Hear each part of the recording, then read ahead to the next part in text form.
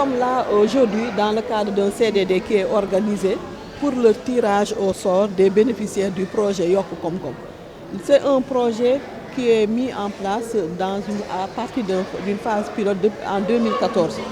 Et ce projet-là doit accompagner les bénéficiaires de bourses pour leur permettre d'avoir une activité génératrice de revenus. En 2014, nous avons eu une phase pilote qui a porté sur 15 000 bénéficiaires et qui a concerné les régions de Dakar, de Thiès, de Kaolack et de Saint-Louis. Après une expérience concluante, après une étude d'impact, nous nous sommes rendus compte de la pertinence de ce projet-là et nous avons décidé d'étendre ce projet à 45 000 bénéficiaires avec l'accompagnement de la banque, le financement de la Banque mondiale. Et cette fois-ci, au lieu de cibler quelques régions, nous avons décidé de mettre en place ce projet à travers toute l'étendue du territoire national et de donner aussi la chance à toutes les communes du Sénégal à travers les 46 départements. Et là, aujourd'hui, nous sommes à Rufisque pour organiser le CDD en présence des autorités administratives, du président du conseil départemental, des maires ou des représentants de maires, des organisations communautaires de base, des délégués de quartier, des chefs de village, pour que tout le monde soit au même niveau d'information, que tout le monde puisse en tout cas témoigner de la transparence qu'il y a dans le tirage au sort des bénéficiaires.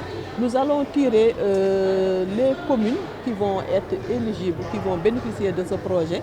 Et dans chaque commune aussi, nous allons tirer les quartiers ou villages, les quartiers en tout cas qui doivent bénéficier de ce projet. Et les bénéficiaires seront accompagnés par un coaching individuel, coaching de groupe, par une formation en germe, en gestion et tout.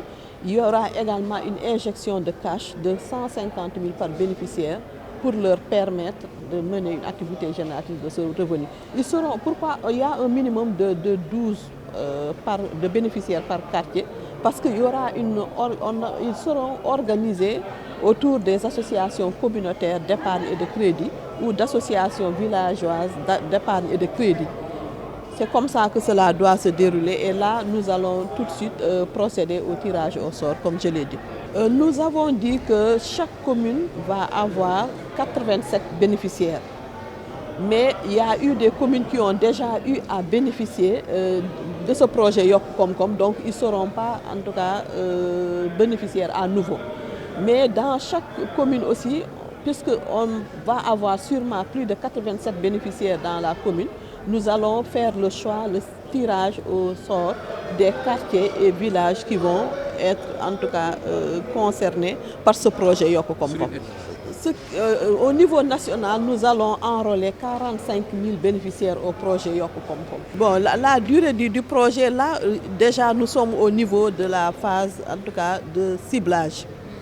Ensuite, il y aura l'organisation des associations, les cibles vont être formées, il y aura l'injection de cash, ils vont être accompagnés, il y aura des accompagnateurs qui vont être recrutés à travers tout le Sénégal. Il y a aussi les relais communautaires qui vont accompagner ces bénéficiaires-là.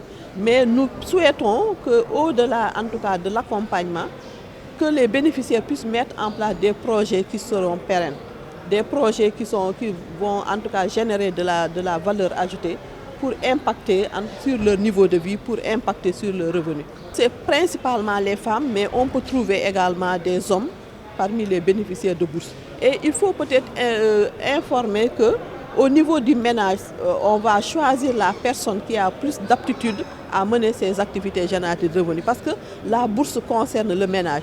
Donc actuellement, avec le programme national de bourse de sécurité familiale, ce n'est plus seulement le cash de 25 000 francs par trimestre, ce n'est plus le renforcement de capacité pour le changement de comportement, mais également c'est l'accompagnement pour les activités génératrices de revenus.